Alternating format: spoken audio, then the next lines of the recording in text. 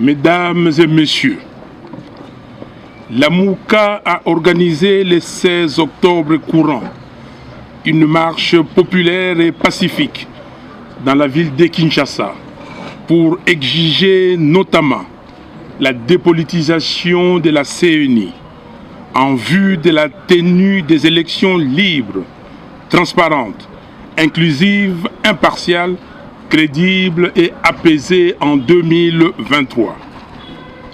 L'adhésion massive de la population à cette revendication à travers une mobilisation sans précédent était en fait un référendum contre le pouvoir illégitime en place et surtout contre la procédure dolosive des désignations des membres de la CENI entreprise à l'Assemblée nationale sur fond de corruption, de débauchage, des menaces, d'intimidation, des chantages et de victimisation.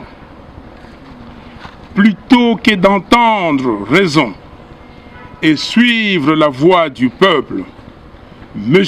Mbosso a témérairement décidé de défier tout le peuple congolais en faisant entériner de manière cavalière et théâtrale une liste incomplète des membres de la CENI avec à sa tête M. Denis Kadima, un proche de M. Félix Tshisekedi. Ce forcing n'est pas différent des conditions de mise en place de la Cour constitutionnelle, et ce, pour servir l'ambition d'un homme qui veut, à tout prix, se maintenir au pouvoir, soit en poussant à l'organisation de mauvaises élections, soit en les retardant. Un tel affront, dirigé une fois de trop contre le peuple congolais, est simplement inacceptable et mérite une réponse appropriée à la hauteur de la provocation.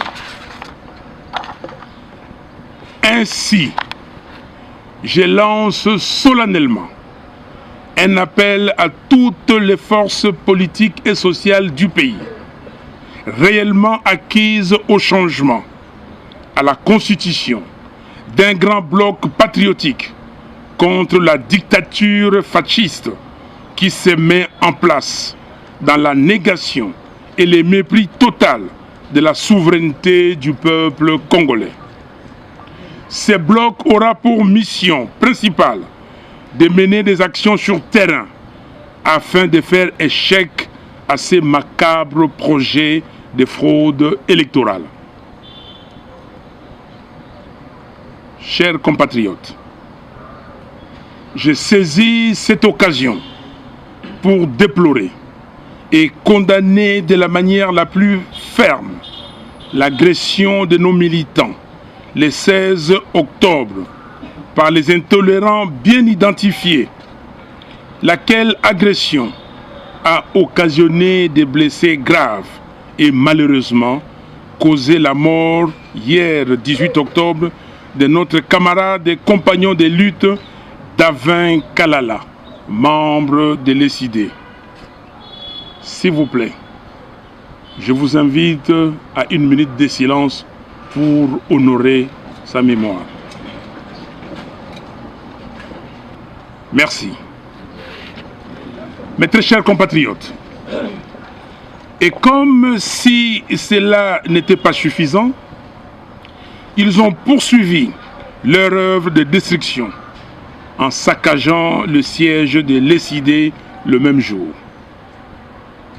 Je prends l'opinion nationale et internationale à témoin et j'attends impatiemment que des enquêtes sérieuses soient menées pour identifier les membres de ces milices privées qui sèment la désolation partout où ils se trouvent, attaquent et tuent paisiblement les citoyens.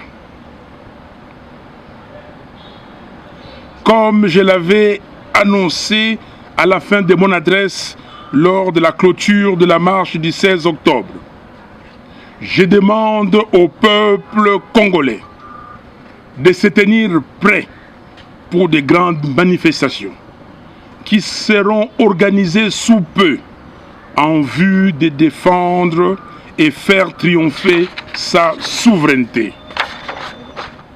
Mes très chers compatriotes, l'histoire de notre pays renseigne qu'à des moments clés de notre marche comme peuple, nous avons prouvé à la face du monde que nous sommes capables de nous prendre en charge pour changer les cours de l'histoire.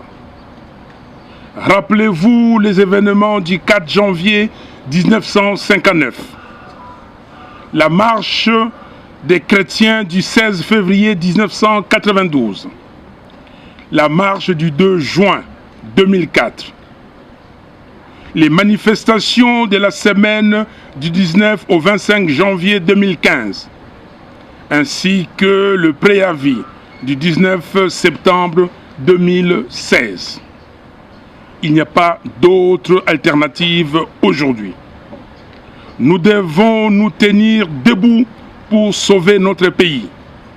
Nous devons sauver l'ordre démocratique fixé dans la Constitution.